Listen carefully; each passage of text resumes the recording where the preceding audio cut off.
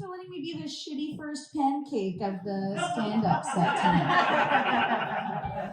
You know, the first one's always like a little weird. We know. For my parents, they were really passionate about us going to a really good university.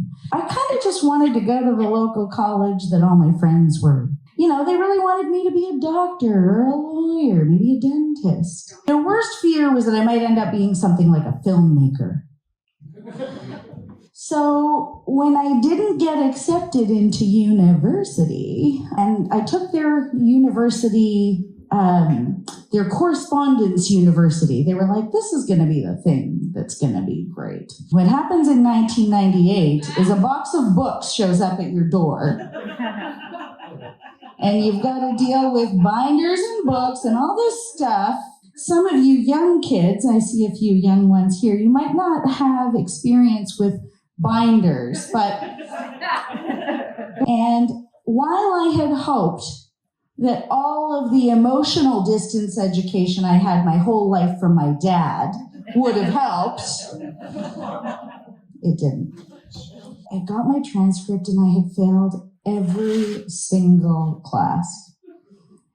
Passing classes requires reading books and taking tests and writing papers in university, and none of those were things that I was willing to do. So I went rogue. I secretly enrolled in the college that all my friends were going to. I snuck around. I'd tell my mom, I'm going to the library to study for this university that you've sent me to. But I was actually going to a college at the other end of town. Here's how shit went down. The mailman brought my goddamn transcript to the house. So my mom is like, what is happening? There's like one transcript that's all F's. And another one from another school that's A's and B's. I was doing great over here. Yeah, my mom opened my mail. It was not okay. Listen, my parents' worst nightmares came true. I did become a filmmaker. That's it. That's all I got. Hi.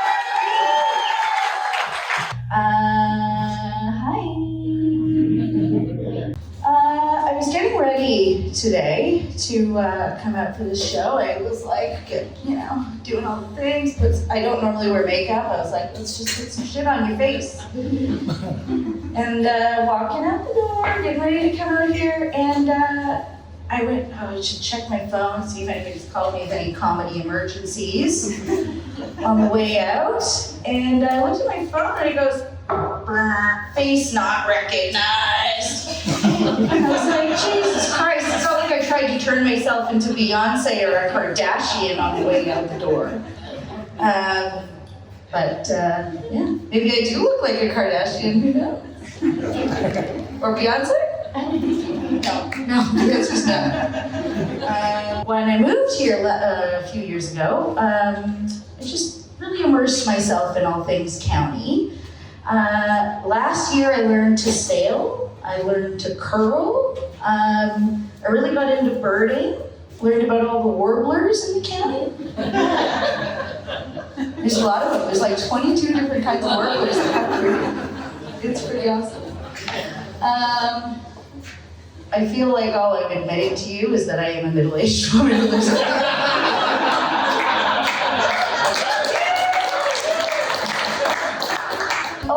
with ADHD, like me, tend to start projects and collect things for future projects that they may or may not start within 1 month or 1 year or 10 years. So we started meds, guys, about a week and a half ago, and I feel like I'm a little late to the ADHD party because everybody I know seems to already have it or know someone who has it. You go to a party and you say like, oh, well, what meds are you on? And da-da-da, like I'm treating myself this way and that way. It's almost like, it's like kids with baseball cards, like I got Aaron Judge, what do you got? Vyvanse. It was funny when I wrote it here. All right. The other thing that happens is that a lot of people who've known me for a long time say, well, you know, hey, I got ADHD. And it's like, oh yeah, that makes sense. That makes sense. And, or I could have told you that. Just like, well, why the fuck didn't you tell me? I am in my mid-40s. With my ADHD, I was like, okay, how do I figure out where I'm at? So I'm like, okay, how many projects have I started? I'm gonna add how many tabs are open on my multiple Chrome windows that are open on my laptop. I'm gonna add how many Facebook Marketplace purchases I've done and hidden from other people in my house. And we're gonna open a bracket. We're gonna say how many max sold auction bids have I placed, divide that by how many bids I've won, and then we're gonna subtract the number of work hours that I have to do for my day job, and then I feel like I'm forgetting something. Yeah, the thing I'm forgetting is time to write and rehearse my material for Friday night. All of that equals one rough draft of a set for you tonight.